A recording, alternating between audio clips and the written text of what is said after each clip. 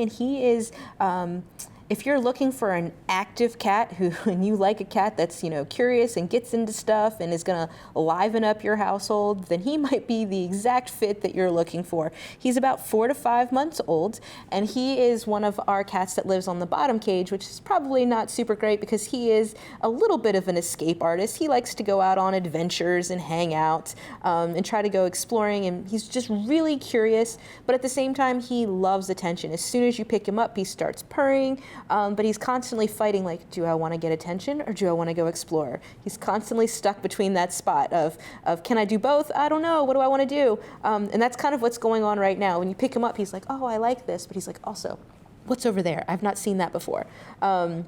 He's very playful, but he can be hard to miss because he's on a bottom cage. So if you're seeing this and you come to the shelter to visit and you're like, I can't find him, just ask the staff. Sometimes the cats on the lower cages are a little bit harder to see. They can be easily missed. But he's just a super sweet, active kitten. He should do well in any household with other pets, whether it's cats or dogs. He should adjust relatively quickly, but he does have that really high energy. So if you have a cat in your house that is more docile, maybe a little bit more submissive, might not be a huge fan of his rambunctious style, then that might not be the best choice. So you want to think about what's going to be not only good for your family, but include your animals in your family and making sure that you're picking a pet that's going to mesh with their personalities and lifestyles as well.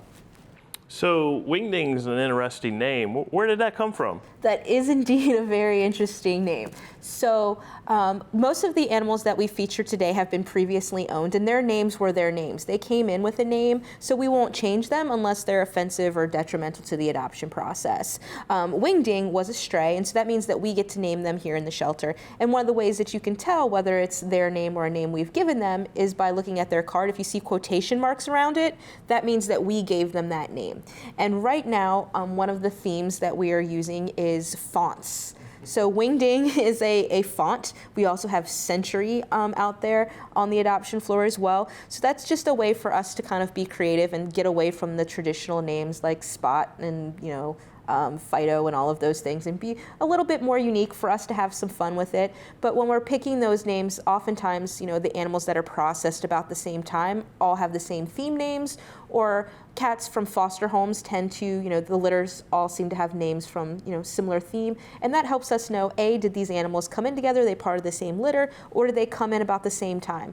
Right now they're putting out like Thanksgiving foods. So we're gonna know that all of those animals came in around Thanksgiving. So it gives us an easy idea of, how long have they been here and things like that. So mostly it's all in good fun, but it can have another purpose as well. And obviously when animals come in, we make it clear to adopters that they can change their names, obviously, if Wingding might not be a name that they're super excited about. If you're interested and excited about making Wingding part of your family, again, you want to do that by visit fcac.as.me.